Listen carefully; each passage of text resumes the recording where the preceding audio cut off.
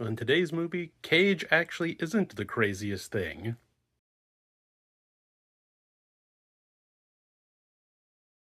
Today I watched The Color Out of Space, directed by Richard Stanley. This was from 2019. And this was the first movie he directed since that famously weird and, well, just a weird version of The Island of Dr. Moreau got taken away from him. This is actually a really good adaptation. Some of the character names are changed, and he does get a little clever with that, making references to Lovecraft.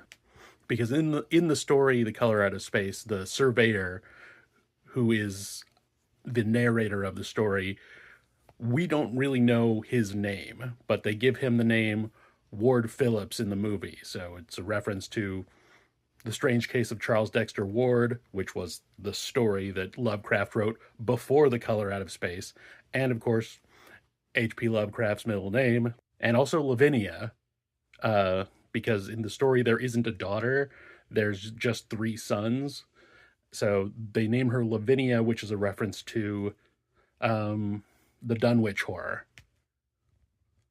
which apparently Richard Stanley said that he wanted to also do an adaptation of that once this was done. So that would be cool. That one is actually much less esoteric and it's fairly straightforward. We've got more Nicolas Cage, and he's actually, like I said, he's not the craziest thing that happens in this movie.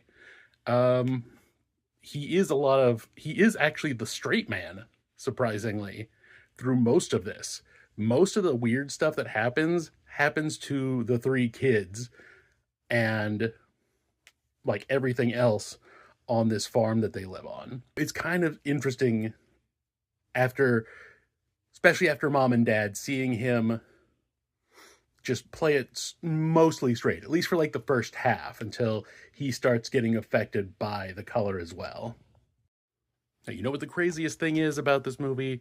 Tommy Chong is actually the most clued in character in this movie, and I love it because like he's still like a stoner hippie guy, but he actually knows what's happening, he knows why it's happening, and he has this whole monologue in the third act about what's happening and why it's happening.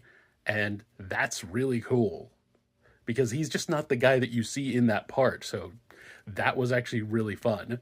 This movie is way better than it should be for a story that is as not esoteric, but it is very abstract because they can't describe it.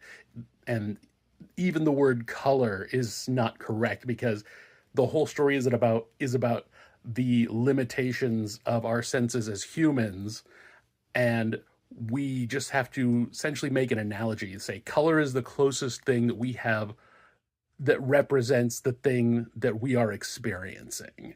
But in the movie, it is totally a color that you can see. Apparently, fuchsia is from space. This movie's been out for a minute. Most of the cast you've seen in other stuff, so it's really well done, and I enjoy the hell out of it.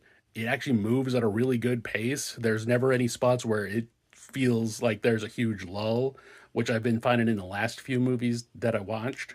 This one, like I got halfway through the movie and I was like, oh, there's only another 40 minutes. I thought we were only like half an hour in.